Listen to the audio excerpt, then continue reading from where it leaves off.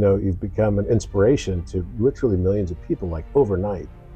And I went so far down in the psychosis and in the depression of the psychosis that all I saw was darkness. It was pitch black. So I had several moments where I tried to end my life, and I did that also in the ocean. I can either go that way or that way, but there's no middle. Mm-hmm. So you either go and you end this life here, or you run as fast as you can in the other direction. Yep. Until you are, and I could hear a voice saying this, until you are at a spot where you are dragging people out of here. And then finally we have a crisis. And the crisis comes at this midpoint in our lives generally, and then we figure out finally that, wait a minute, it was me all along.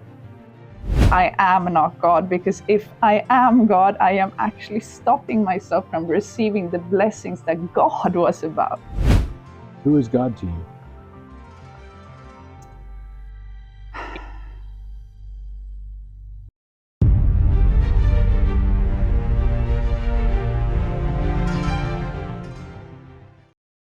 Dinovi, what an honor to be here with you in Ibiza, in this beautiful location. Like, you look incredible, and I feel like I'm in a dream somewhere. Welcome to the island. Thank you. Is it like this all the time? It's amazing. Wow, what a location. It's just amazing. So I'm so happy and honored to be here with you and to hear your story, because I've been following you for at least a year plus, maybe even longer, but you grew so fast on social media. I wasn't surprised because I saw your content was so amazing. You're a coach. You've lived all over the world, like just the places that you told me about. I was kind of stunned. Okay, so you spent time in Costa Rica. You've been a yoga instructor for a while. You were in hospitality for a while as well. You lived in Bondi, Australia for a while, which is like, gosh, and of course you're from Sweden. And now you're living here in Ibiza.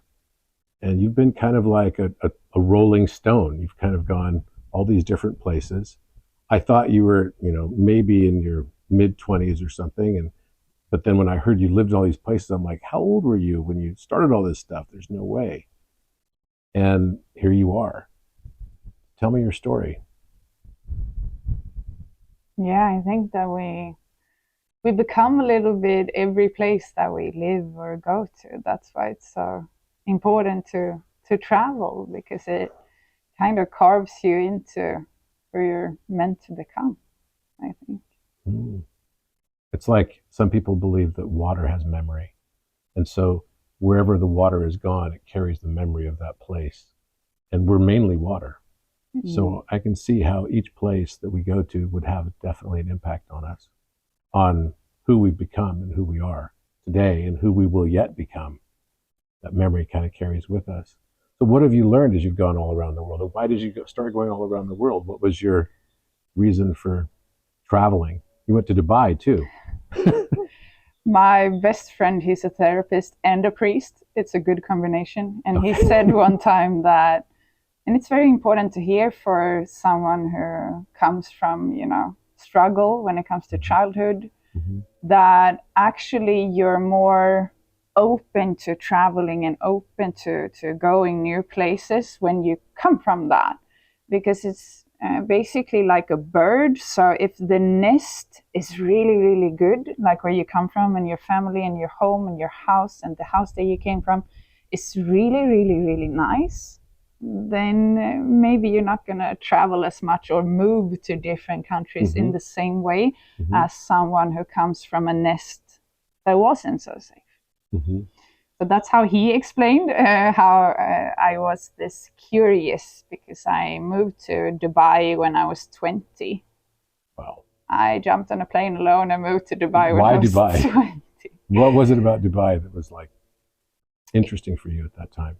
It was actually not Dubai. I was working in double restaurants and in this big warehouse called Gekås in Sweden, Ullared. It's very famous. It's I think it's the biggest one in Sweden. So I worked double, and it was in the middle of winter, and I told all of my friends that I feel like I want to flip my whole life around. So if someone hears something, I want to do something crazy. So I informed everyone that this is what I want to do. And then a friend called me like, I saw this, they're searching for Swedish people to move to Dubai and to build this new restaurant. It's actually an Australian restaurant that moved to Dubai called Toko Sydney. So we opened up Toko Dubai, which is Japanese. And it just happened to be that the restaurant I was working in during this time was also Japanese. And it was also izakaya, when you have this tapas kind of. Yeah. Mm-hmm.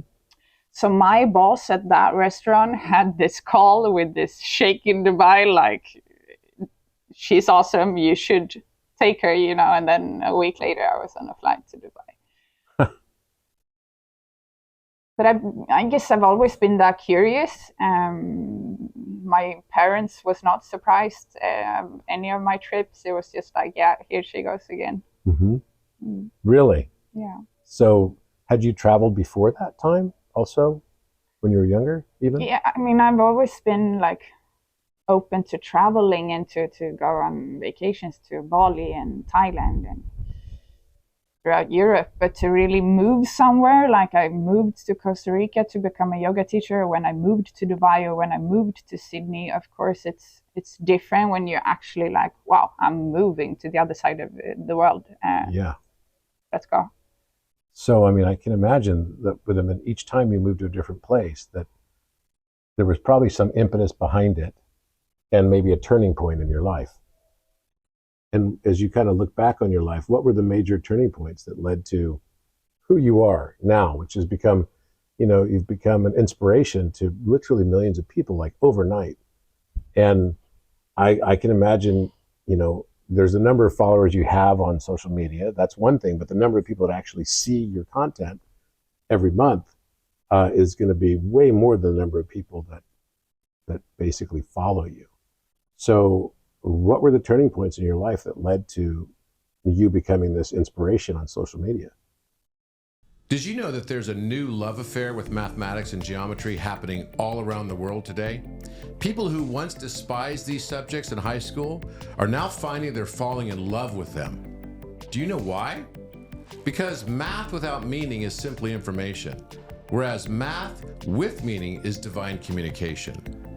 My courses, The Etymology of Number and The Language of Light, guide you on a journey of self-discovery, sharpening your problem solving and pattern perceiving, as well as analytical and creative thinking, and unlocking your fullest polymathic potential. And most importantly, acquainting you with the mathematical language of the universe itself. You will never see the U inverse the same again. To get started, I recommend The Etymology of Number, a 4-part series that explores the evolution of numbers and their impact on fields like physics, chemistry, music, and art. It is the embodiment of Leonardo da Vinci's encouragement to study the science of art and the art of science. Learn how to see.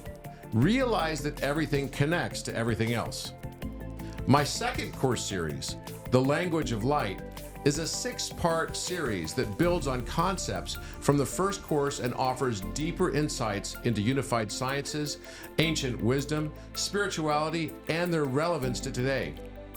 My courses are always fun and easy to understand. They intertwine mathematics, music, art, and consciousness, and illuminate the mathematical connections that span all disciplines of science and art. Register for these 2 courses, Etymology of Number and The Language of Light, at robertedwardgrant.com under the Courses tab. And join the Robert Edward Grant community chat on Orion Messenger for lively, engaging, and innovative discourse. It's funny that you say that, because I had a coach when I started social media saying that you have to understand that success is not a thing that's done overnight. You did it overnight. I think you did it overnight. Okay. Maybe not one day. Rome was not built in a day, but maybe in your case, it was built in a year. So it's like, first of all, what was that journey like? And what was your initial reason for posting on social media? What was it for you? Yeah, so in the beginning, it was a deep psychosis that I went through 2 or 3 years ago. And I was in that psychosis for 3 months. Totally felt like something else is controlling this human that is me. There was some kind of awareness in it, but at the same time, when I came out of the psychosis, I needed to look at my messages. I needed to look at where I had been going because I wasn't really there. And this is very scary, and this happens to a lot of people. And it's one of those things that many are not talking about.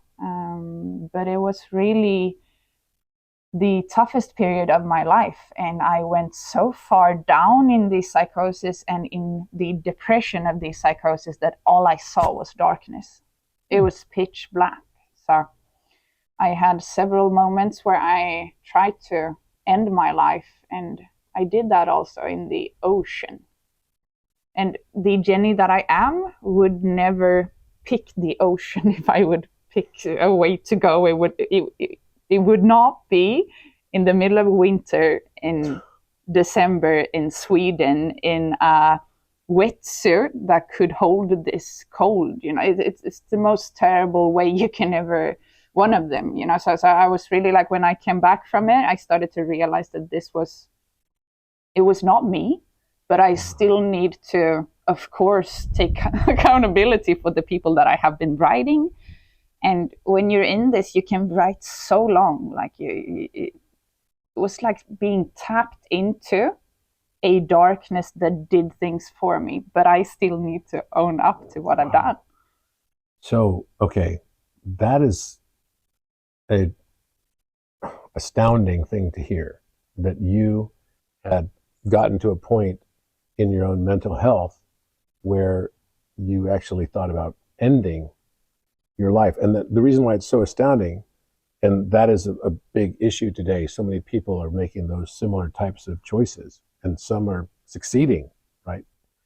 But in the context of where you are now, that's why it's kind of astounding, because it isn't that long of a period of time. What shifted for you, and what caused you to get to that dark place, if you're willing to say that, and then somehow, how are you able to transmute that and, get out of the cold water and into, a new existence? What was the impetus for the darkness for you? Yeah, and that's very important to say too. I think many needs to hear that if I would connect my psychosis to any kind of medicine, then it was the mix of mushrooms and weed. So it's a big lesson for me in that, and to inform others that we should really have respect towards the medicine. Big respect towards the medicine. Mm-hmm. And what we are doing in the setting that we are doing it, is it a safe place, or are you doing it with a bunch of people that you know nothing about? Because we are also able to take on others' darkness, even called entities, or some wants to say demons, but we'll come back to that. Yeah, mushrooms and weed was what caused it for me, if I'm going to say the medicine that I took before that. So you felt that led to a psychosis within you. Were you going through, like a lot of people that do things like, psychedelics, or psilocybin, or marijuana, even cannabis, are going often through kind of a spiritual awakening of sorts? Was that a fair assumption, that you were also kind of going through some sort of spiritual awakening? Or was it something else altogether that led to the combination of mushrooms and weed, and that then led to the psychosis that was in the darkness? I think, but there is no answer really, because no one knows. But I think that I took this medicine in all of the wrong or right, depending on how you see it, because everything is happening for you. But I took it with many people, and how I felt it was that I was opening myself up to a darkness that got attached to me. That's how it felt like. Interesting. And you've taught me about this just in our own conversations, before this podcast. You taught me about the risks of these things. And it's interesting because it's not something I had really contemplated so much.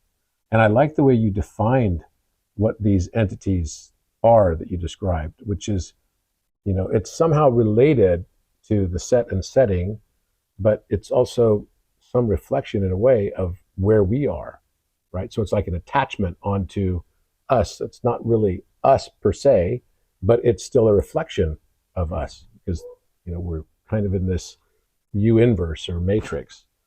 How exactly, so does that mean then that when you would be involved in mushrooms and cannabis, etc., then you would open yourself up to getting these types of attachments in a way?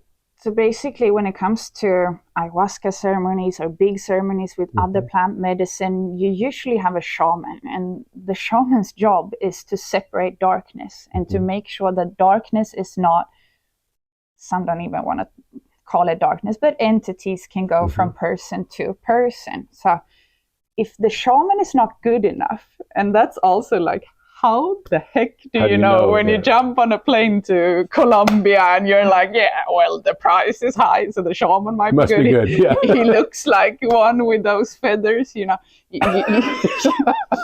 don't actually know if that shaman is good enough. And I've had many friends in this industry that are really good in this, and they are all saying the same thing, that the real ones, they are not working on a retreat for fast money. Yeah. No. They are not doing that. So if I would do it now moving forward with this respect, I would just make sure that even if I would be in a ceremony with others, that I would actually be okay with, like, Robert, even if you have some darkness, I'm okay with taking on yours, and to be aware of these settings, the people around, how many they are, a shaman that is good. Yeah. But right now, mushrooms and other types of medicine is used in, after parties. Yeah, it's very recreational. It can become very recreational. In a club. And when it comes to club settings, and basically you're able to take on anything when you lose your discernment, when you lose your awareness, when you lose that connection with God. And that's when you go one step further. So, when you've been drinking too much alcohol and you go over that cliff, when you lose your, that's the cliff. You can go over that cliff with any kind of medicine. And if you're on several, you're even more open to everything and everyone. That's why, with the respect that I'm having today, I would never in my life again do it on a nightclub.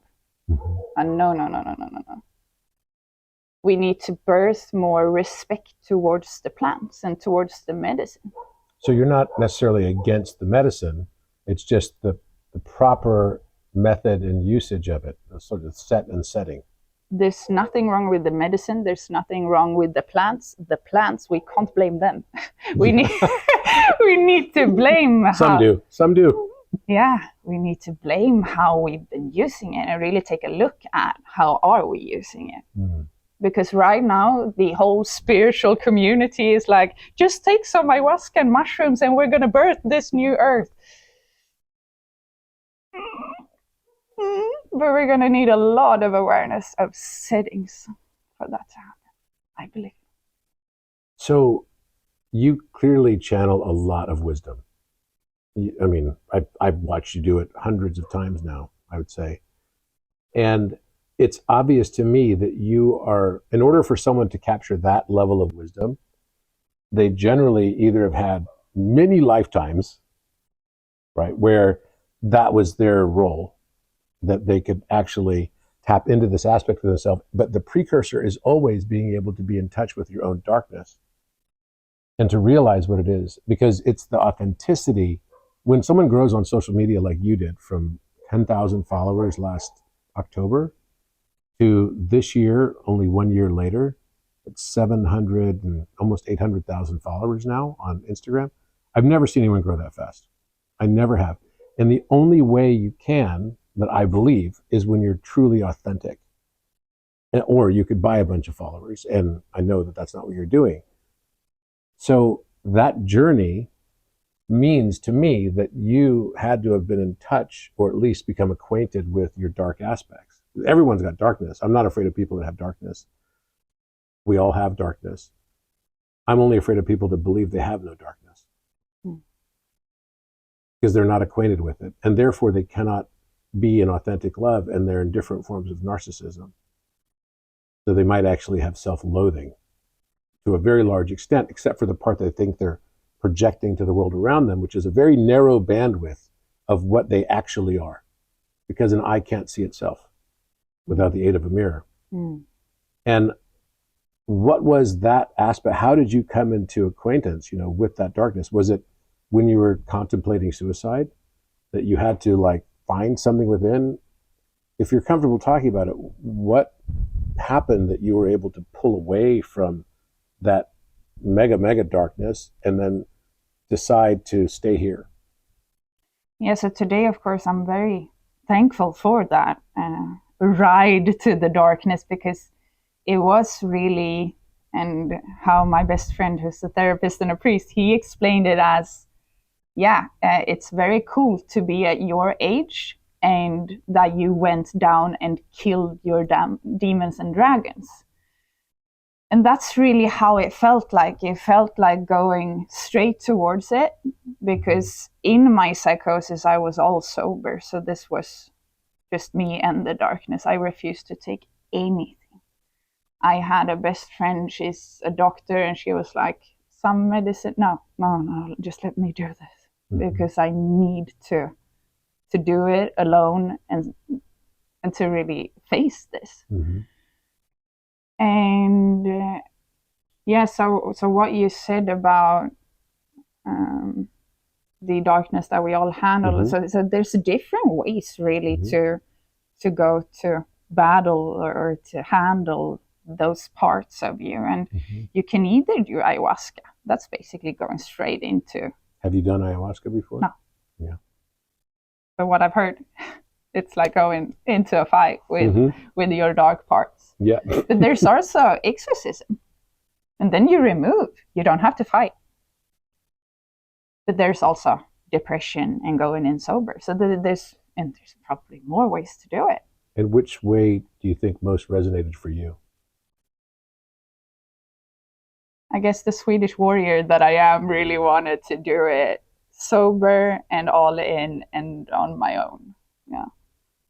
And so how did you make that transmutation and that turn?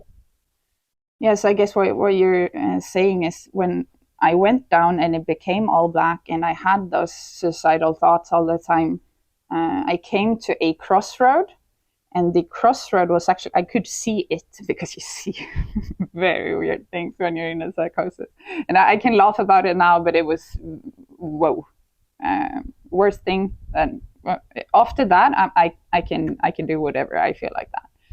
But there was a crossroad, and I could see that from this crossroad, I can either go that way or that way, but there's no middle. So you either go and you end this life here, or you run as fast as you can in the other direction until you are, and I could hear a voice saying this, until you are at a spot where you are dragging people out of here. So I could see that, I could see my future timeline. That's, if I run here, I'm going to someday stand at a place where I can help others out of this. But there was also saying in this crossroad that there's no middle milk, like we say in Sweden. There's no middle ground. You can't just start your, mediocre life on the countryside of Sweden, have 2 kids, and that's it. No, there is just this or that. Wow. I guess I choose that way. Yeah. So you chose that way, and then how long after that did you start posting things on social media? Maybe a year after. A year after. Yeah. And what was the thing that made you decide to do that? I had a life coach and I was still working in hospitality, but I had this feeling that there is something that I should do with this. And this is good for anyone who feels like, I hate my job, I just want to quit. Because when you get a life coach, the first life coach, they're going to ask you like, okay, so you don't like your job. You actually don't like to work in hospitality. Are you using every day, every night to craft your CV for it to become better and better and send that out to many different jobs? Often the answer is no. So we go and like hate to go to this work and then comes someone like, are you even, and I wasn't. So that's the moment where I sat down and I was like, oh my God, I'm going to write a CV and I'm going to send it out to like 10 jobs in Sweden that I don't think that I can get, but that I want. And that was all social media jobs. So I was very drawn to that. I knew that I want to work with something that is connected to that. I love networking. I love the colors and content and all of that. And I think I got half of the jobs, like 5 out of 10. So we're always thinking, that I don't have this in my background and I can't do it. Of course you can. Just apply. You have nothing to lose on applying. I started to work with that. And then this life coach also told me if you really want to find your creative side, then maybe you need to go down in hours. So I went down from working 150% probably to only 50. That's when your creativity comes. Yeah. So I think that so many who are working full time, they look at entrepreneurs and they look at them like, I could never do that because I don't have the creativity, I don't have the words, I don't have the colors, I don't have that. No, you don't have that because you're in 100% job. Yeah, sure. That takes so much of that creative energy that the creative energy is dead. Yeah. So you had been, in these different jobs and roles. Did you know that you were going to go all into this new realm when you started, or was it, let me try it while you still kept some other work, or was it immediately like, no, I'm going to go all in on this? I think I've always had a knowing that even if I had a super boring job, at a supermarket or something, I know that I was always laughing a little bit because I knew that someday I'm going to do something that's totally epic. I had that knowing. So even if I spent all my money in Sydney and I worked at this bar, I was still like, yeah, there's going to come a time when we laugh at this. I could totally see you saying that too. Yeah. That's pretty funny. Yeah. And so you just knew it in the back of your mind. So in a way, do you think you planned all of this somehow, some way? I think you can always tap into future timelines. So if there is a feeling that, when I watch this person, I can actually feel like that is me on another time. I think there's a lot of keys in that. And so would you say that when you started doing this, what was the first experience you had when you first posted and you were posting some content? What type of content were you posting then? 1 year in Swedish on TikTok, I did first. So I basically took up the phone and I started to speak my spiritual, Yeah. shit. And you do all of your own like camera work and everything. I do everything. You do everything on your own, which is like, that's astounding too, because a lot of your content has a very high production feel to it. So you've kind of learned this all on your own and did it all on your own. And that's something that I told you before, that it's not this, because many things that, it's this masculine energy, I want to be this boss bitch, but it's really not that. I would love to have someone in my team doing that, but at the same time, for me, it's more about the love for the craft. So you're a Taurus too, and when you're a Taurus, you get a fist bump on that one. That's right. That's what you love. You love to do it. I still make my own podcast too. I love to sit with the sound and how can I put music here and how can it become better and more personal and more me and more heartfelt. Yeah, it definitely is heartfelt. There's no doubt about that. And it all has a beautiful aesthetic as well. That's very Taurian, extremely Taurus right there. Tauruses always like to have everything just kind of so. Yeah. We're kind of peculiar and particular on that type of thing. So you started doing this, and then when it took off, what were you were like, what the heck? It must have been shocking that it's like grew so fast, because you went to like 80,000 followers in no time. Yeah, so my Swedish TikTok went a year and I got like 20,000 followers, and I was like, this is actually going forward. And then my stupid thoughts that some other friends, said that she's just people actually understands me now. And then I got a coach who's from Australia, so he was very quick on saying, hello. Sweden is 8 million people. Yeah. You could reach a few more, So, yeah, that's when I started to make content in English. But I've only done this content in English for 1.5 years. Wow. That's astounding. Truly astounding. So when did you actually start going in? Because now you're also into coaching and you're teaching people. And was this something that people just sort of went to you for, and they said, hey, we'd like to, engage you and get closer and deeper in the work that you're talking about? Or was it something you intentionally went out and started offering and saying, this is what I'd like to do now? Yeah, so usually, I'm a social media manager from the beginning. Usually you're supposed to say what you are in your bio and offer the coaching that is yours and pick a niche and all of that. But I really sat down with this and I asked the question if I really believe in this. I did it the other way around. I had no description of who I am. Like, for some people, I'm a witch. For some people, I'm an influencer. For some people, I'm definitely a motivational speaker. So I found it interesting to see who am I to others, if they would say. Sure. And I just continue with my craft. And the coaching also the same way. I didn't want to pick, only coaching women about women's cycles and how you biohack them. I would probably make a lot of money on that, but then I would find myself on another timeline saying, oh, I really want to coach men, So I believe in just going with who you are. Because what happened was that, if I'm going to say, out of those thousands of coaching clients, my niche was what it became, because I let the universe show me what my best little part of this coaching is, or who am I coaching. And it was like 85% very successful men. Really?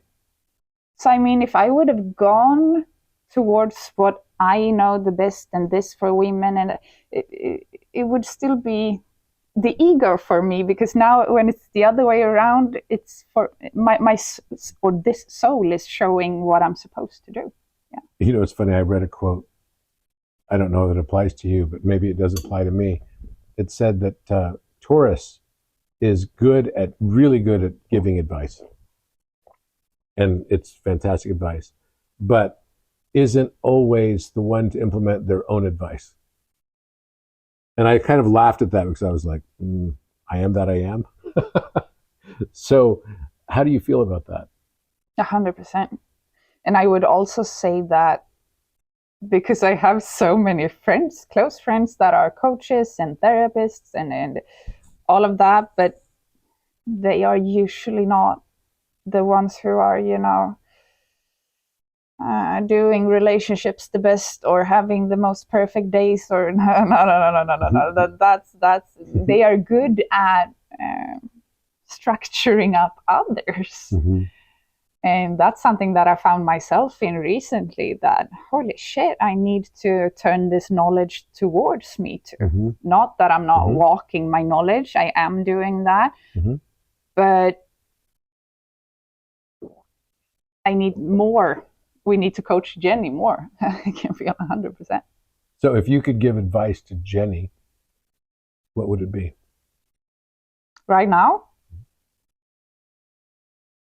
it would be to probably turn the phone off for like 5 days or something, to reconnect, to really understand that just because you know this, you have a lot of followers too, and just because many are writing you doesn't mean that you can be there for everyone. Yeah. Do you feel a lot of pressure from that? I feel a lot of pressure from everything, and this looked very funny. I know that when I look back on this journey, I had like 80,000 followers in 1 week, and then the avatar that was me started to clean like a crazy person. So it's a lot of manifestation in that. It means that manifestation is because I started to clean before the followers came. So when we let go, we manifest in. But being someone who's able to also feel, I feel the followers, I feel the pressure, I feel that I don't have a podcast out right now, I feel how they are talking to me, I feel it all. And I think that, then it becomes a lot. It becomes a lot. Wow. So you said something just now, which is like, when we let go, we manifest in. Can you explain what that means to you? Well, it means that whatever you are manifesting, and that's also very good to really think about, what is it you're manifesting right now? Because many of us are going around without a focus point. Are you manifesting wealth? Are you manifesting a romantic relationship? Are you manifesting your health? Are you manifesting your purpose? Many are focusing on 10 life categories at the same time. And then all of those 10 are only getting a little bit of our energy. So right now I'm focused on health. So that's what's my main focus right now. But when it comes to letting go, it is that, I could be in a coaching call with a woman in, let's say, San Diego, America, and she was like, I really want to manifest for the love of my life to come into my life. And I feel like I'm doing everything, but it's not working. And then I usually ask, like, have you letting go of the past? And usually it's the same people that still, you have your ex hoodie, you have his damn shoes is still lying there. So those coaching calls are always so funny, because then it's like after that call, they're going to run and burn those shoes, So yeah, whatever you are manifesting. So if I'm manifesting health right now, I need to let go of the old ways that I had that was holding me back from now stepping into a new health. Wow. Let go to let in. Let go to let in. I think that's true for everything, because the things that we chase tend to be entirely elusive to us. It's only when we stop chasing it that it finds you. Yeah. And it seems like, I think the reason for that is I feel like we learn through opposites. And until we learn to accept the opposite of the thing that we want, the thing that we want will be totally invisible to us. And it's like, I know that one of my life goals coming here and experiencing this crazy game called Earth life was to learn unconditional love. And that meant that for me to learn unconditional love, I was going to experience the opposite of unconditional love over and over and over again. And through that, I kept judging it negative, and then it would just come back more and more and more, and with more intensity, until finally I realized the opposite of unconditional love is betrayal. Effectively, it's conditional love, some form of betrayal. And so I kept experiencing betrayal until finally I learned to accept betrayal. And only when I learned to accept betrayal, I could start learning the concept of unconditional love. Why? Because acceptance is the highest form of love. Yeah. And I remember watching one of your posts recently, and you were quoting something on there. It's one of my favorite Chinese proverbs, which is the person, the actual proverb says the man, but it's the person who blames others has a long way to go in his journey. The person who blames himself is only halfway there. And the person who blames no one has already arrived. I think that's such a powerful statement that is so true, because all the things that we judge in the world around us are the things we really just don't like about ourselves. And we attract what we judge until we no longer judge what we attracted. It's totally related to what, this whole feeling of learning through opposites was for me. It took me a long time to realize that, like a really long time, that the things I kept wanting, I wanted this or success or wealth or whatever, and I kept bending the, like a good Taurus would, bend the world's will, right, to my own will. And I could force things to happen. And I used to think that's why things happen, until I finally realized that maybe what I was calling destiny was really the free will of the higher self. And I'm that too.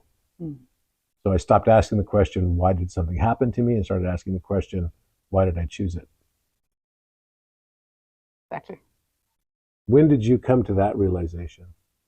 It's funny that you say this about blame, because I was thinking about blaming the other day, and I was walking around in a circle, and my new best friend here on the island, she was like, what is that thought? Because I was literally looking like, I don't know if I'm going to cry or laugh, but it's very weird to me that you can see so much content online, Instagram, YouTube, TikTok, of people who wants to blame the narcissist, while one of the biggest traits I love it.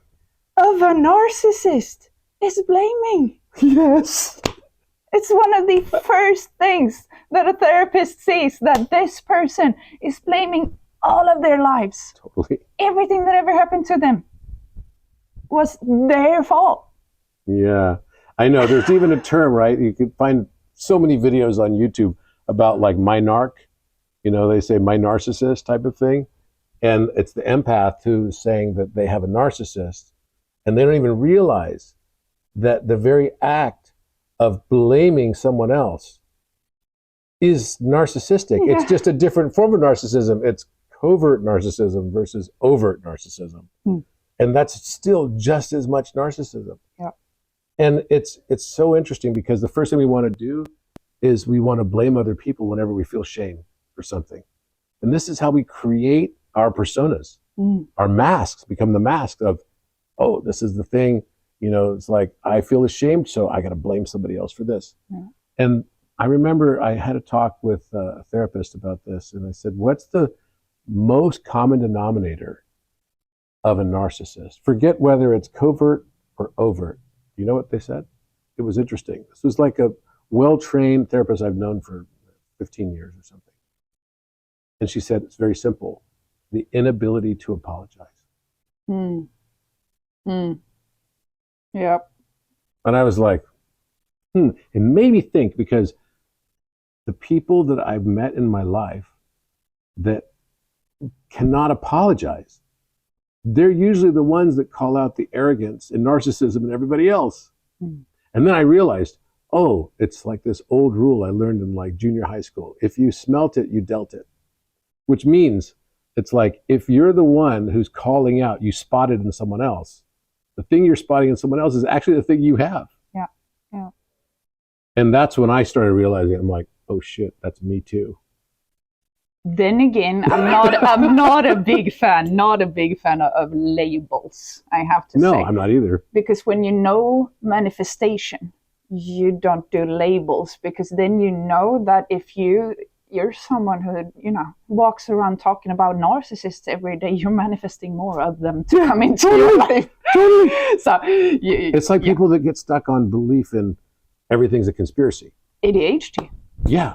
And then all of a sudden, their whole life is full of conspiracies. Yeah. Because that's a function of the universe. It's called, in physics, it's called Heisenberg's uncertainty principle, which means you don't get in life what you deserve. You get what you believed you were going to get. So if you believe that something is going to happen, that becomes your reality. I'm only attracting narcissists. Yeah, that becomes your reality. Well, this is why it's like one of the things I laughed about is you know, people sometimes will say, why am I always surrounded by assholes? Because you're the asshole. Assholes are surrounded by assholes. That's the nature of it, right? It's happy people ain't hating. That's right. Exactly. Happy people ain't hating. It's so funny. For English as a second language, you're like the straight talking Swede. You really are. So easy. Life is so easy. You want to become happy? Stop hating. Stop hating. Yeah, it's so simple. Yeah. And I think that's one of the things. I was very nervous about that in the beginning because Swedish or even German or Norwegian, we can be very direct and very straight, you know. When someone else would, I'm actually learning that now when I'm in Spain or when I'm talking to, you know, someone like you from America or that you have to have some love in the beginning of the sentence. Have a nice day. You can't just, you know, go all Swedish straight away, because sometimes I do it when I'm not supposed to do it. And that's really, kind of like that. Happy people ain't hating. Yeah. Happy people ain't hating. Wow. What do you think the antidote for the world is then? Is it simple as that? Just stop hating? Or to always turn to love. I mean, even if, because this journey of personal development and spiritual awakenings, you're going to get to new levels of awareness. And the more aware you become, actually, the more other people are going to piss you off, because you're like, are they really there? But that's because you have evolved and you can see things from a lens of love, and they still can't. So it's going to be, for every level that you develop, you're going to have to come back to like, no, I'm going to go back to love, back to love, back to love. Back to love. What do you think the purpose of life is? Joy. Can you expand on that? We have forgotten it. We have forgotten that we are joy, and we have forgotten that we are the river. That's the main thing. So 0 to 3 years old, we came here, and I know that I am the river and I am joy. But then what happens is, teachers, what happens is, you get relationships, then you get an ex, then you get that or this or school or this, and it all reprograms your subconscious into believing that you can't just be joy. So we go from understanding that we are the river. I hope the one who's editing this can put a river here somewhere. Yeah. I know that I am the river. 0 to 3 years old. Then we jump on a boat. So we're on a boat, and this boat is kind of, smooth sailing. You're going on autopilot a lot. And then after you have your first spiritual awakening, then this boat becomes a crazy boat, and there's colors everywhere, and there's a storm, and you're just like, because you start to see everything that happens in your life. Even if you're gonna, change your car, the one who changed your car had on his phone number, it was those numbers, and that could mean that you start to overanalyze everything, and everything becomes so real, and that's the crazy boat. You are talking to a mathematician, remember. The numbers do have meaning. I'm kidding. Yeah. Then you're on this crazy boat, and you're like, it's a storm every day. But then it's important to realize that from the river, you go on to the smooth sailing boat, and then you go on to the crazy boat. But then after the crazy boat, it's back to river. Okay. All right. So this is interesting, because I actually am seeing a Carl Jung relationship here, and how he structures, the world in his book Aeon, about individuation. Because I think one of the things that we do is we form this ego, we form this persona, right, which is the mask for ourselves. And right when we're separated from our mothers at birth, then all of a sudden we've got this separation and separation anxiety. And then the things that we feel shame for, we immediately blame other people for, right? It's like the Garden of Eden story. where God comes to Adam and says, Adam, where are you? What are you doing? And he says, oh, I was hiding. Where are you hiding? Because I was ashamed. So it's the first time it says shame, right? And then he says, who told you? Why were you ashamed? He said, because I was naked. Who told you were naked? Did you eat of the fruit of the knowledge of the tree of good and evil? But I told you not to eat, because of the day you do, the day you're going to die. You're going to start to die. And he says, the woman that you gave me and commanded that I remain with her, she's the one who gave me of the fruit of the tree of knowledge of good and evil, and I did eat. So first thing, shame turns to blame. So we create this mask.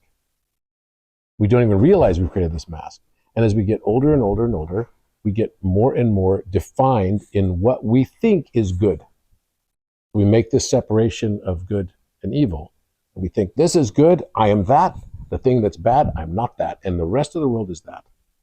So what happens is, along this continuum, you end up getting to your highest degree of separation. And we can call this narcissism. So I don't even put it as a classification that someone's a narcissist, because I believe it's just part of the process that we all go through to learn how to individuate. So this, in your analogy, relates to the river, right? Getting on the crazy boat, right? And then you get all the way through. And then finally, at some point, this is when people sometimes get so far into the narcissism and they start to have kind of a realization that what got me here won't get me there. I need to somehow change the world around me. I'm going to get rid of all the things I don't like in the world around me. And that's going to make the world a better place. Because they've just taken the same thing they've done with themselves. They look in the mirror and they say, I'm not bad, but if I got rid of this thing and this flaw and this mistake and this, or I could hide it really well, even from myself, then I can make sure that I can be exactly how I want to be seen to the world around me. But the problem is, often people then start thinking, okay, I need to change my name. Because now my name isn't even so great. I'm starting to notice I want to be something else, like Robert Light or something like this. Because I have generational trauma, even, because it's someone else's fault. Right? It's my generations before me. It's my entire culture. It's my entire country. And then we get this self-loathing that expands so far, right? It extends so far. And then finally we have a crisis. And the crisis comes at this midpoint in our lives generally. And then we figure out finally that, wait a minute, it was me all along. It's not someone else's fault. So then what happens is people start to realize, wait, I'm not going to get rid of my ego, but I don't want to have that ego so much anymore. So then they say, no, I'm the actor who was once Jim Carrey. And then later on, the next step is they have to realize that the whole reason they existed, to experience that joy, to experience love, is so that the one could perceive itself through our unique eyes of perception. And there was a reason for your existence, even your ego. So that's coming back to the river. The river is back to you. It's the individuation path. It's when you integrate these aspects of yourself that you were not accepting, and then you learn to transcend the world, not by hating it or getting rid of things, but by learning to fall in love with it. And this means that you learn to fall in love with your true self. And that's the authenticity. We can't be, I don't believe we can be authentic until we have understood our darkness and still learn to accept and love it. Yeah, and I think it's important when we talk about narcissism too, that you kind of get to this point where you're like, narcissists or empaths, whatever, it's not somebody else walking the street over there. Yeah. It's in me. It's you. So then it's up to me to sit down with pen and paper, put up, the categories of life when it comes to romantic relationships, when it comes to this, when it comes to that. What do I want to turn up the volume on empathy? And where do I want to turn up the volume on actually playing big? Because narcissism is a lot about being grandiose, fucking take up space. And that's a point where I came to in my life when I was like, here is someone that others would call, and they also called him this word. But I was like, if he is coming into my life right now, and I'm still playing small, I can feel that, then maybe it's a lesson. Maybe I should step up. Maybe I should awaken some grandiose feelings in this playing small avatar. Okay, so then how do you put that into action? And that's exactly what I did. I wouldn't be sitting here otherwise. You started playing big. Yeah. And did you have any fears at the time that maybe it wouldn't work out, or that?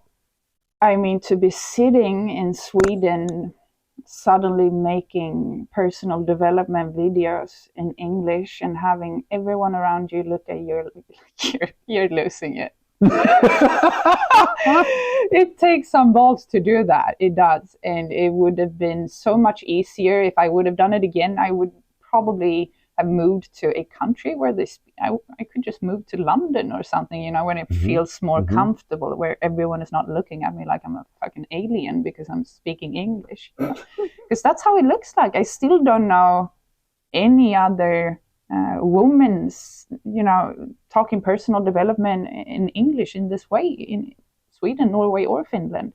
So I've had a lot of women writing me like, I really want to step over that because it's a fear. It's a fear of, but you come from America. I mean, I've had many friends saying like, we don't hate on your accent. We actually think it's super cool. I think it's super cool. Like, I think people love it in America. And I'd be interested to see the demographics. Like I said, you're like the straight talking Swede.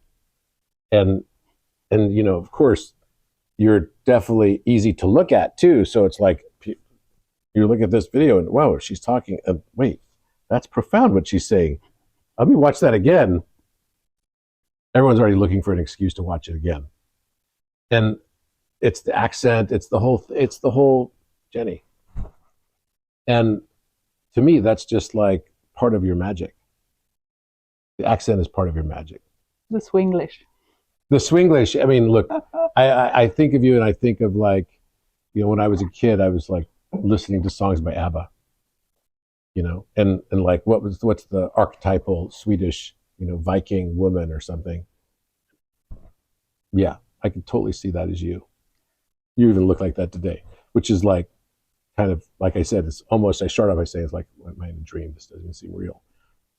But this is who you are, and it's so authentic. When did you start to learn, or was it just something that came naturally? And first of all, you make so much content too. It's like, gosh, there's so much. It's like there's a fountain coming out of you of like new information, new stuff, or new angles of seeing different things. How did this begin for you? Do you think about it, or you just like let it come? Yeah, I know when I lived with my mom and made content, she actually got scared by a point because I was cooking something and then I screamed pen and paper and she threw it at the floor almost like a kid. And I went down and I wrote like 6 or 7 pages straight away. So when it comes, it can really come a lot. And usually I'm having 1 week collecting. So I have my notes and it's coming about 50 videos a week. So it's a lot that is not going out to because of my Taurus perfectionism. Wow. 50 videos a week. Wow. That's great. That's unbelievable. That's really astounding. Who do you follow that inspires you? Because I'm sure that there's got to be some sort of give and take, right? Where you're also seeing others that, inspire you to think about things, or maybe could be a catalyst for certain ways of looking at things and making content, or maybe just inspiring you internally. Danny Morrell has been a big one. Yeah, Danny's great. He's a good friend of mine. He's kind of doing the same, but he's straight fire is this, what do you call it? Latin Latino. American? Yeah, Latino. Yeah, he's doing it more in a Latino way. But the Latino sharpness is very, very similar to the Swedish clarity, but it's very different because he's rapido and Yes, I'm very yeah. more slow and more power in the words. But yeah, he's been a big. I did a podcast with him, and I really like working with him. He's an interesting fellow, very interesting fellow. And you're right, very direct.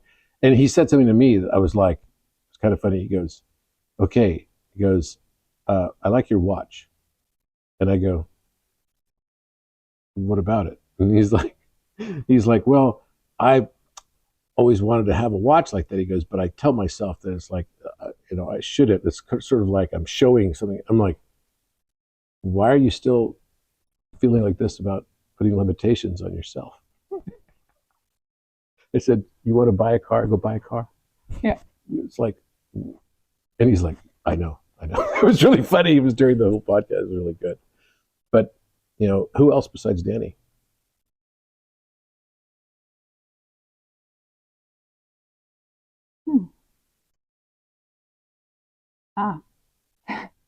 It's actually animals that is my biggest one. I'm usually hanging out with cats and dogs, and my big inspiration is wild animals, wild cat animals. Like lions, like lions, tigers, jaguars. And there's this Netflix series now all about those wild cats. And suddenly I haven't been watching TV for like 7 years, but I'm like, wow, this is I would really like to someday also live closer to them because they are my biggest inspiration. So before I go to humans for inspiration, I go to animals. Wow. And what about people in the past? Like, have you studied much of the Eastern philosophies or any of the different teachings of different sages through time? No, the knowledge is channeled. Yeah. Yeah, that was actually where I was going to go to next. So it feels like you're channeling, right? And how does it feel for you when you're getting a transmission, I guess, and giving a transmission to people? I mean, I always have to sit down and feel into like, does the avatar that is Jenny also agree with this? Because sometimes it could be like a little bit, but I can't say it in that way. It's a little bit too direct. But yeah, usually I agree. Yeah. So, so what's next for you? Are you going to write a book?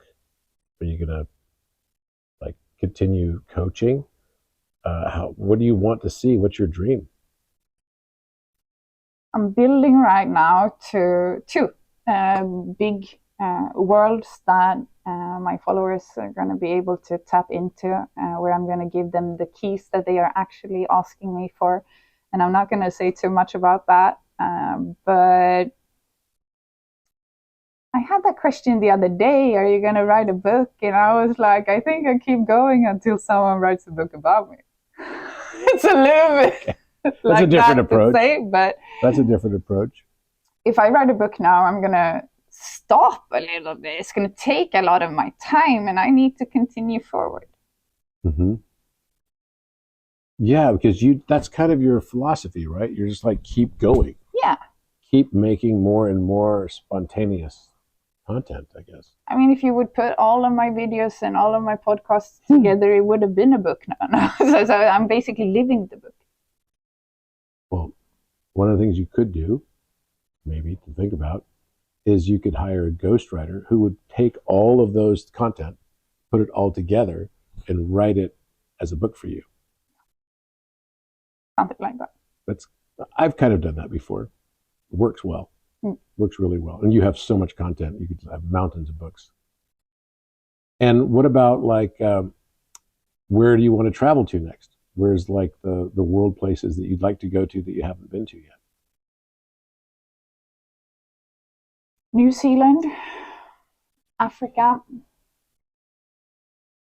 think I have to go to America, but to be honest, it has never really pulled me. It could be the coaching clients that I had. Every damn coaching client I had, it's been like, take me out of here.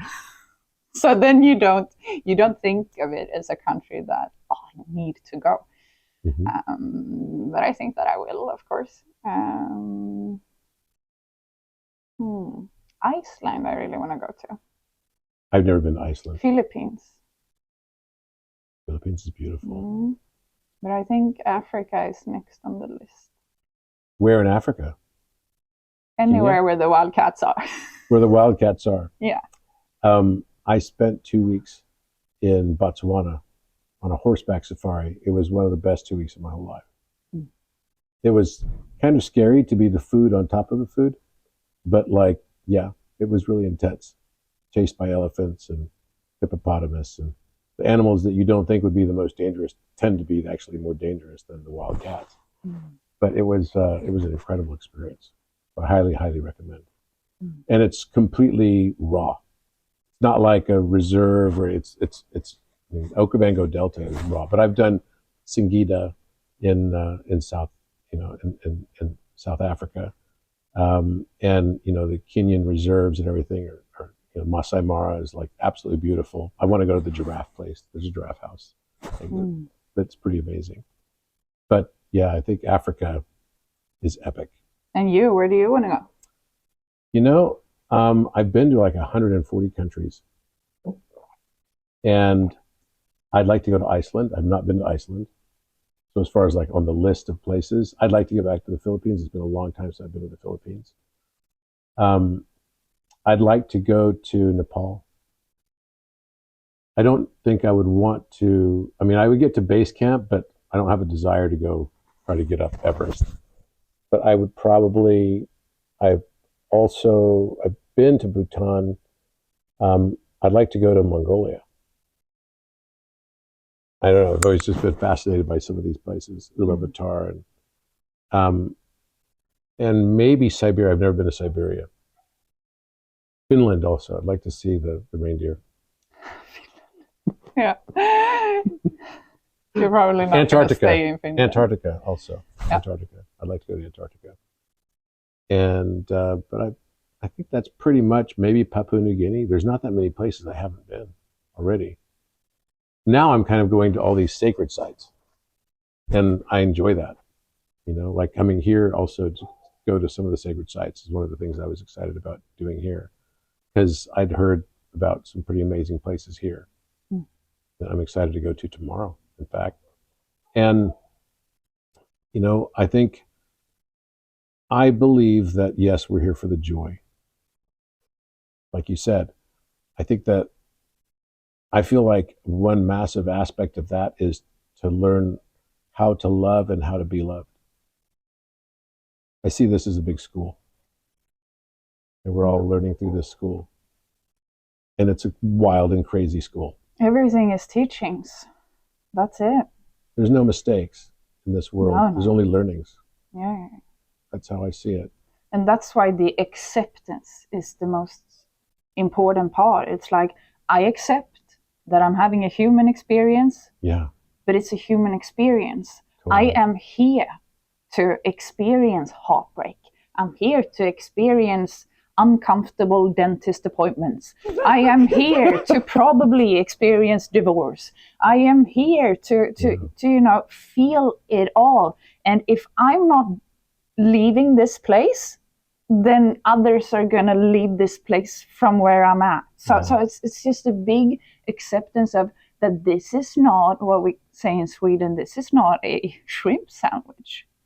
And if you throw that idea away, that you're not here to have this perfect banana peel life. No. It's meant to be shit storms. It's meant to be curveballs. And then there is God watching, like, how is this warrior going to take this? Yeah. Are you going to blame it on everyone else, or are you actually going to stand in the fire and enjoy it? Hi, I'm Robert Edward Grant. I invite you to explore my transformative books, Philomath and Polymath, each designed to expand your understanding of the world and ourselves. In Philomath, which means lover of learning, discover how mathematics weaves together physics, music, and prime number theory, revealing the universe's interconnected nature. It's more than a book, it's an enlightening voyage. Polymath builds on Philomath's insights, exploring the genius of thinkers like Pythagoras and Da Vinci, who used geometry to revolutionize science, art, and governance. Rediscover the polymathic roots that sparked past ages of enlightenment. Join me on this journey as well. Visit robertedwardgrant.com to get your copies today. Let's foster a new era of enlightenment and collaboration for a brighter future. Who is God to you?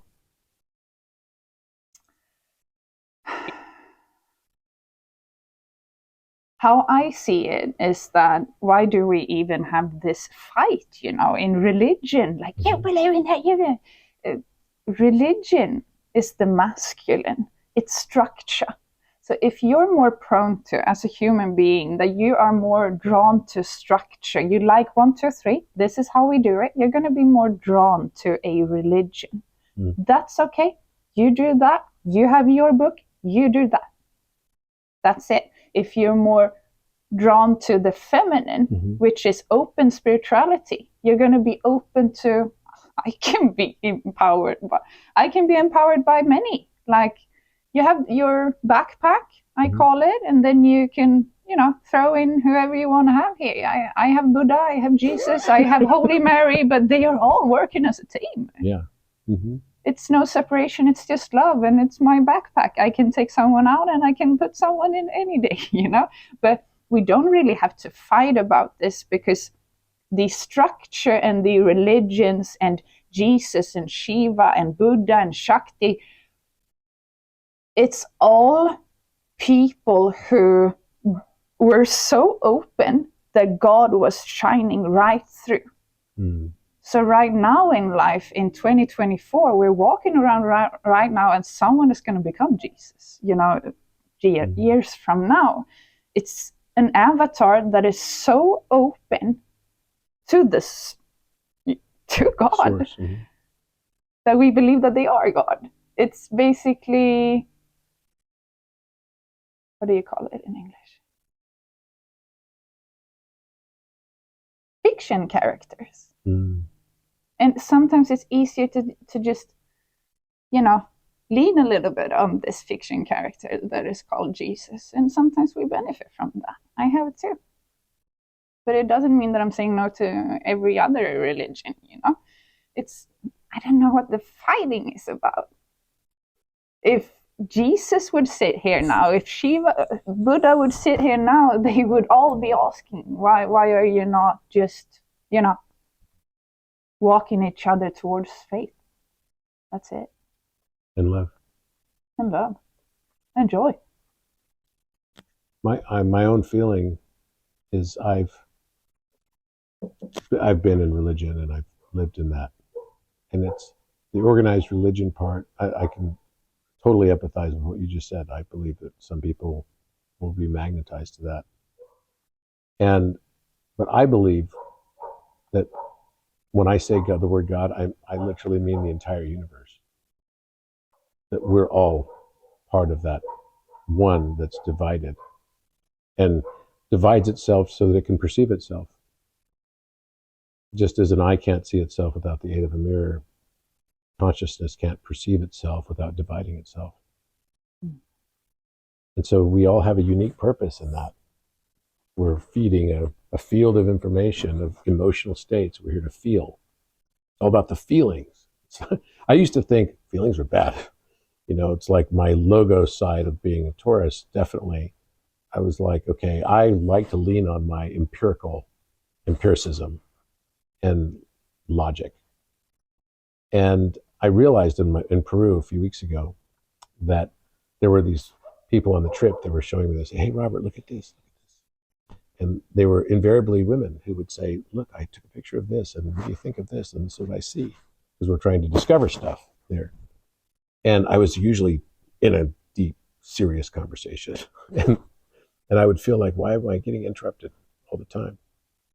And then I finally realized that this interruption was actually a reflection of my own inner feminine trying to give me intuitive information, and that I wasn't always listening because I still place more emphasis in my own mind. Even though I value intuition, I've lived a life of intuition, it's still not treated with the same level of gravity or focus as the empiricism. And so I felt the need then to kind of like apologize to all the women of my life because I didn't put them on the same level ground as just the concept of intuition versus empirical knowledge. And I realized maybe that's why the women of my life and in my world, in my you inverse, maybe they didn't feel listened to or heard. And maybe they didn't feel, therefore, worthy. And there's this core wound that we all have. Men have the feeling of not being enough, and women have the concern of maybe being too much sometimes. Mm. And I don't like stereotypes, and I know that's not true for everybody, but there's a pattern. And I can see the patterns. Mm. And instead of me saying, oh, it's somebody else's fault, I'm the only one responsible for my experience. Mm. You're the creator. So in that context, we're all God. That's an interesting one, because I believe that God is something that is able to shine right through us, but I don't believe that I am God. So that's I felt that way for many, many years. And I remember one day I said to myself, you know, I can see in the universe around me, God is everywhere. Like I felt it everywhere, like in consciousness. It's just in everything, like the force of things. And I felt this God's force in everything. And then I would say to myself, but I'm not. I can't be. I can't be that. And then I realized, I was like, well, if everyone else, and I could see God in everyone else, and I've seen God in people that have come to me in acts of kindness, in acts of love, in sacrifice that people have done in front of me. And even sometimes in some people that I thought were maybe some reprehensible people that somehow found this divinity within themselves to do great things. Because no one's perfect. Then I realized if I'm the only one that's not, and maybe that's just me feeling more separation. And that's when I realized the whole thing, this whole universe exists for love, for our feelings, for everything. And we're all divisions of that source creation somehow. So maybe we don't always all tap into it. For sure we don't.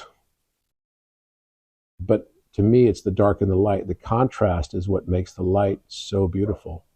Mm. And being able to experience that makes life so wonderful.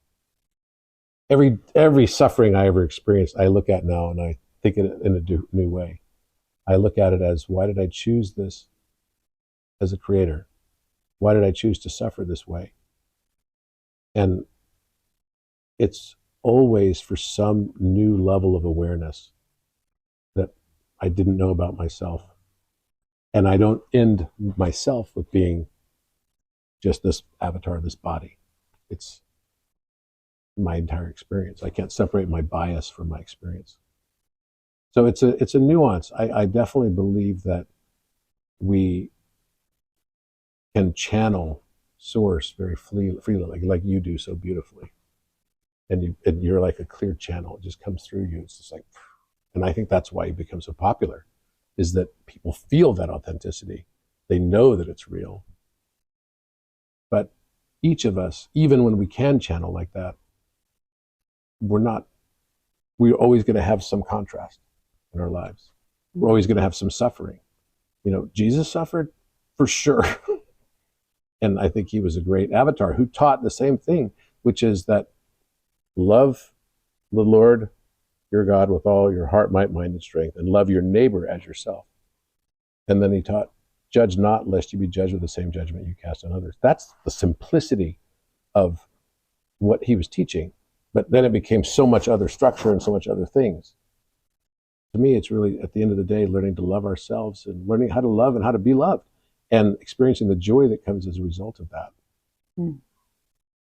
So it's a nuance. And now at 55 years old, I definitely see the world and myself in very different ways than I did when I was in my 20s. When I was 15, I thought my parents were stupid.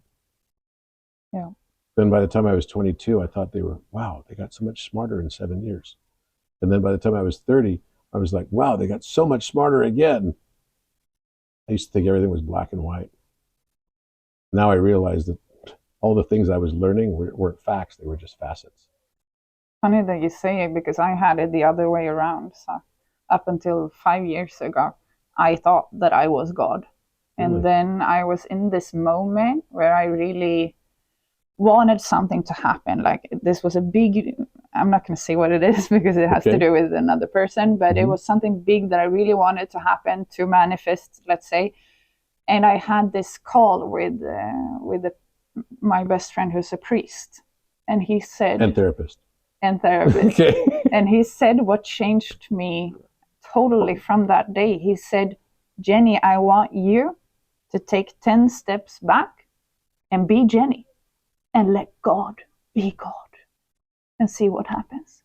So I was trying to be in front, playing God, like you said in the beginning. I was forcing things and I was trying to make it happen because I am God.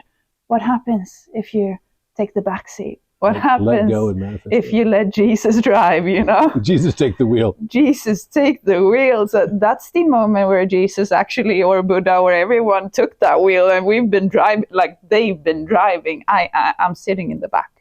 If God is shining through me, absolutely. But I am not God, because if I am God, I am actually stopping myself from receiving the blessings that God was about. See, this part of it I 100% resonate with. Right? And so my avatar, this avatar, is not what I would say a God concept, right? But I have the ability to tap into a higher self that I channel. And that is what I would say is that source creation.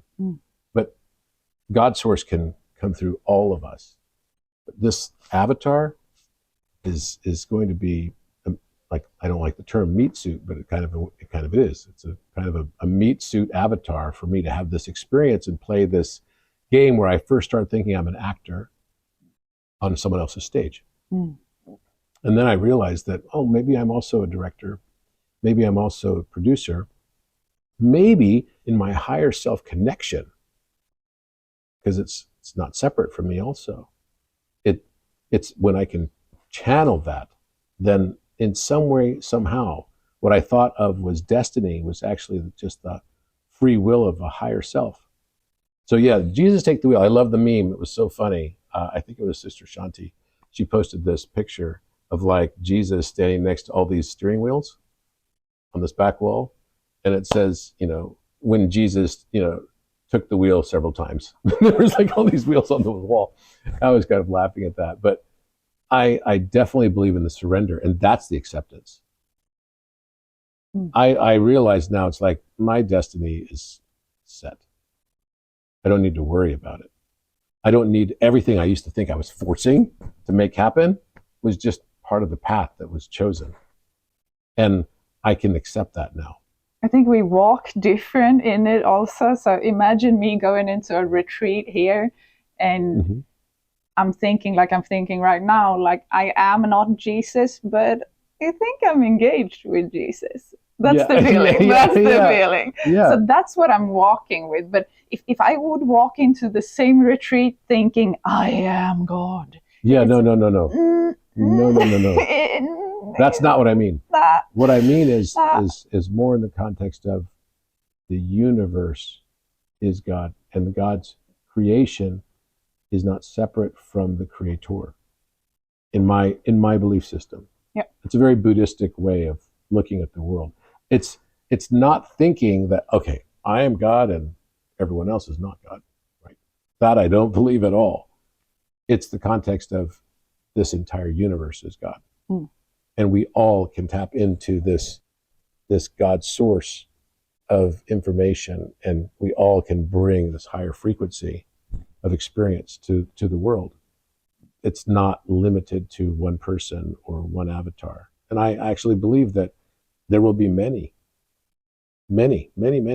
especially in this new era, that will be in that sort of level of consciousness and bringing that. And I think you're one of them. So it's a beautiful world, and I really want to thank you for taking the time with me here, and thank you for encouraging me to come all the way out here to see this beautiful place, because it is such a special place. And what have you been feeling about the energy of Ibiza since you landed? Definitely this beautiful feminine energy. It reminds me of Southern Egypt. And Northern Egypt is more masculine. Southern Egypt is more feminine on the Nile. It's the same kind of feeling. And it's penetrating. It's not like a brutal, like Kali, like I've been to Bali, and you can feel the Kali energy there, right? It's like the feminine. Costa Rica? Costa Rica has that, yeah. Has a lot of Kali. Has a lot of Kali as well. This is more like, I don't know, it's like it's just serene and beautiful. It's like a goddess type energy, like you would kind of imagine. And it also has it feels like an island that would have been somehow in Homer's Iliad or something like that, like in the story of mythology, where you'd come to this place and there's, sirens here, and it's got this beautiful feminine energy. And maybe people that would be shipwrecked here would never want to leave, type of thing, because it takes you in. But I definitely feel this energy here, and it's beautiful. And I don't think I've experienced something quite like it. It's special. It is definitely special. How can people find you? How can people find me? Brave Souls Podcast or Jenny Dinovi on Instagram or TikTok. Okay. So tell me about Brave Souls Podcast. It's a podcast that I started just speaking with the microphone myself, just channeling. And I had no idea it was gonna, And that's on YouTube? No, I never recorded. No, never. And I will not. I've tried so many you have to go live to it? Is that what it is? Like a live channel? No, Spotify. It's on Spotify. Okay. Spotify. Apple Podcast. It's only sound. But I realized that after a while, because I really tried to record it. I had so many followers saying, please, videos on this. But there's something that happens when it's just you and a microphone. Maybe I'm in the darkness. I'm having candles. I'm having my sweatbands, I'm having my hair messy, and I'm just maybe in cycle 4 too. I'm about to bleed, and I'm just like, this knowledge needs to go out now. But if there's going to be a camera and I need to, put up my hair up or something, no, it's not the same feeling. So I've tried many times, and you also get a little bit, you wouldn't think that, but a person is always getting a little bit more nervous when there's a camera lens. Oh yeah, for sure. Yeah. So if I remove that, it's only, headphones, and I can hear what I'm saying. Yeah, it's a thing. It's closer to God. Okay, so Brave Souls Podcast on Spotify. Yeah. And of course, Jenny Dinovi on Instagram. And where else could people find you? And TikTok. And TikTok as well. I don't think I follow you on TikTok. Do you have a lot of followers on TikTok? Yeah, now it's over 200,000. Wow, that's great. So okay, so now we know where to find you. So tune in to Jenny Dinovi's amazing inspirational information that you put out literally multiple times a day. And now I'm realizing there's tons of stuff that you don't even put out, that you still make, because of that perfectionist Victorian aspect of you. Thank you so much for being here with me today. And I hope to have our paths cross again soon. Thank you. Thank you.